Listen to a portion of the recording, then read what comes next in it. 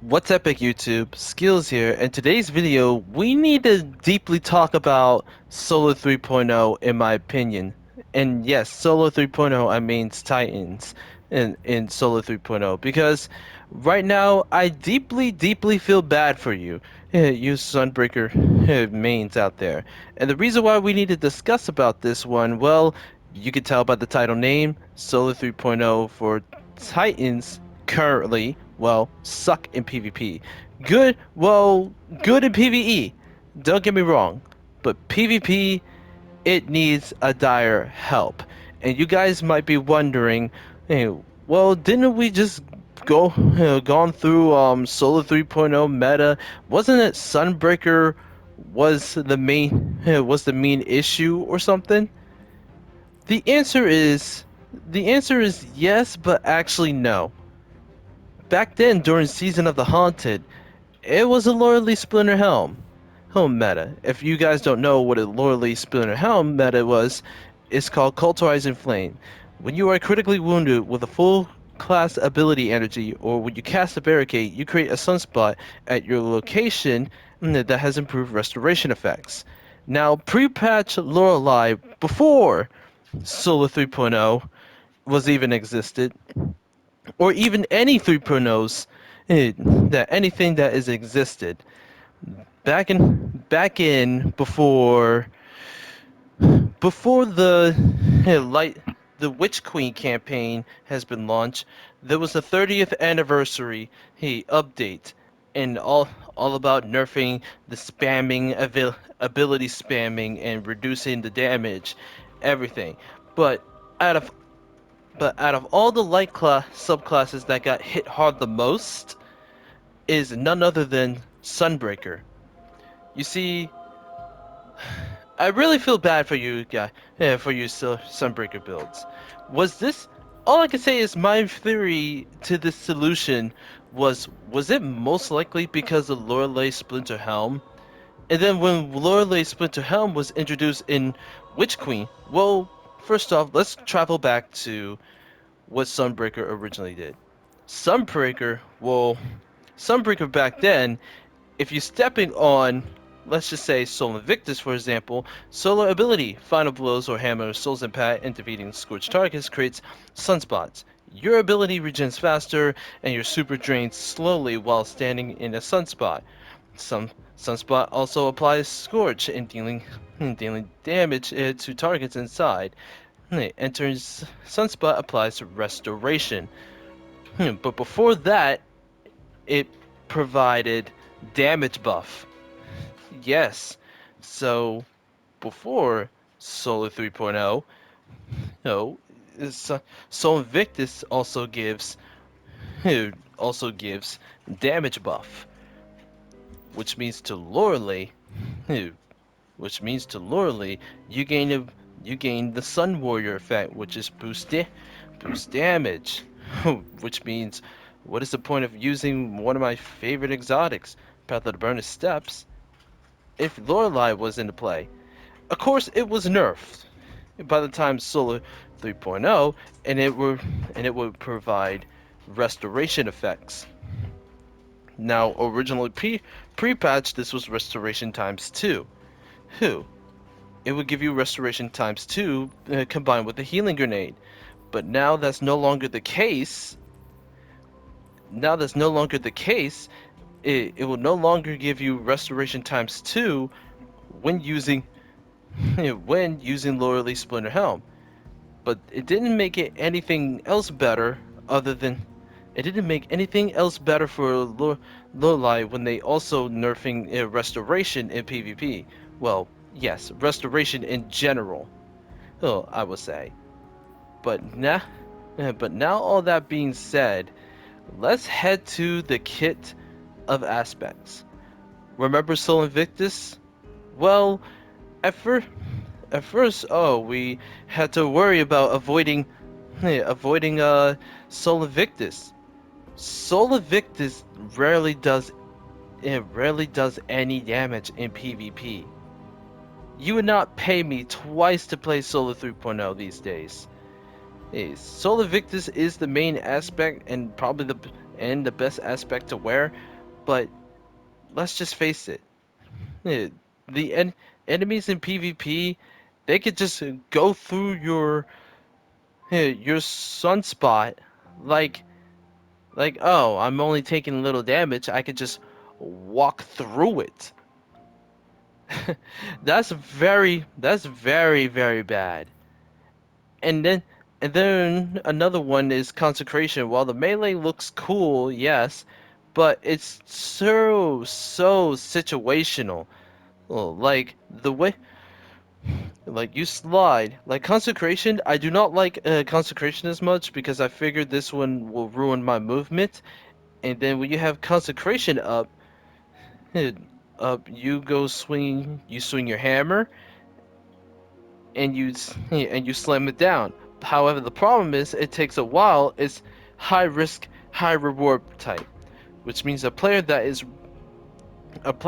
know that player that I'm sorry if I'm stuttering a bit, but if a player is it knows that they're sliding and using consecration, if they're reacted enough, it gets a little repetitive.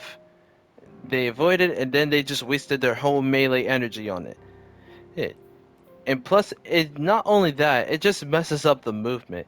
I mean, it's kind of semi good if you're running Emperor Torches because it does give you radiant, aka boost damage, but that is also nerf. But that is nerf. But that is nerf. However, what I'm mostly sad about Solar 3.0 is Roaring Flames. Final blows with solar abilities or ignition increases the damage of your solar ability stacks up to 3 times. While Roaring Flame is active, your uncharged melee and solar damage and scorch targets. Hit scorch targets. But the thing is, what most people wanted to do, even Frostbolt even did back then, and including me did it back then, we equipped it Ashen's Wake. Wake, and we got the kill. It instantly recharges our grenade, but it does no longer one shot. It's sad to see this. It's sad to see Roaring Flames got nerfed hard in PvP, and it was just disappointing to see. And it was so disappointing to see. So in other cases, even Heart of Inmost Light does not one shot. Well, it can technically one shot thanks to the trip mine fusion grenade, but no, the trip mine grenade right here. The trip mine grenade, but still, it does not one shot. But still, even without Roaring Flames or Heart of Inmost Light, it doesn't one shot Guardians in Crucible. So, sure, it can one shot Guardians in. Sure, it can try to one shot Guardians with Heart of Inmost Light and then Trip Mine, but it just doesn't work. Okay. And it didn't make and for Solar 3.0, it didn't make anything better now that they nerf Embers. Well, basically Embers are torches. Basically, power of melee combatants, it makes you and your allies radiant, and they also have nerf duration. Nerf duration. They nerf Embers of Solus and Embers of Torches. Well, Embers of Solus will extend the duration. It will extend the duration, and same goes with restoration effects and radiant, but it's not it's not the same as what it was pre-patched. Originally, Embers of Torches it gives you no drawback, but now it gives you plus minus 10 to discipline, which makes it harder to make it 100 discipline and 100 resilience. But if you're like me, you can easily set this one up to 100 resilience easily and 100 discipline in person. So if you're 100 resilience and 100 discipline person, this should not be an issue so much. Sure, it might affect other stats, but it's not that much of an issue if you're wearing this. Yes. And even after all of those, hey, it's like, hey, I need Lorelei, I need Lorelei Splinter Helm, otherwise I'm not gonna be playing, I'm not gonna be playing Solar 3.0 that much, because right now Solar 3.0 in PvP is right now in the worst shape Destiny 1, since Destiny 1. And I remember Destiny 1 as Sunbreaker. It was nerfed to the ground so hard, it is so hard that none of the hammers or even none of the hammers even connected it. They treat that super badly, man. And but now and now Sunbreaker is now becoming good to become fairly decent, and even against striker titans to, well, everyone to, well, we just figured out that this is now the worst light subclasses in the game for titans. And the same thing goes with behemoth. The behemoth, I'm pretty sure, is getting a plenty of buffs, but the problem is the super itself is not that good. Like, the super is like squishy as a golden gun, which means you are easily one shot, one sniper by high impact snipers. Or should I say, adaptive frame snipers can easily kill you. I think that's what the devs doesn't understand about Behemoth, why is it lowly used, is because yes, they have good neutral game, but the super is dog water. Like, it literally has no damage reduction or compared to Fist of Havoc, the Sentinel Shield, or even Sunbreaker has. So so Behemoth, in my opinion, is also in a rough spot. Yeah. So those are just my opinion, and I really think the developers would think about Solar 3.0. Solar 3.0 really needs a buff in PvP. It's not that good.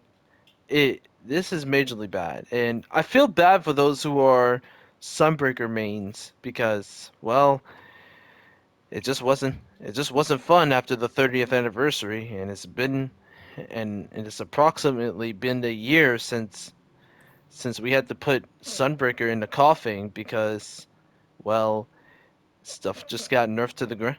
The subclass got nerfed to the ground, and Bungie didn't realize that. They only realized the Embers of Torches or in Embers of Solace. It's very, very sad. And, and I guess I won't be surprised if Striker gets a nerf in the future, because why not? We need to nerf everything to the ground. I mean, that's how we can make the game better, right? Well, hey, at least there's better. Well, hey, at least we got PvE though. But anyways, that's it for the video. Hopefully you guys enjoy my little rant about Solar 3.0, and let's hope it deserves some justice in the later future, before lights fall. All right, aka Cyberpunk 2027, I guess. I don't even know. I'm mixed up right at this point. But anyways, hope you guys enjoy the video. I will see y'all on Sunday. Laters.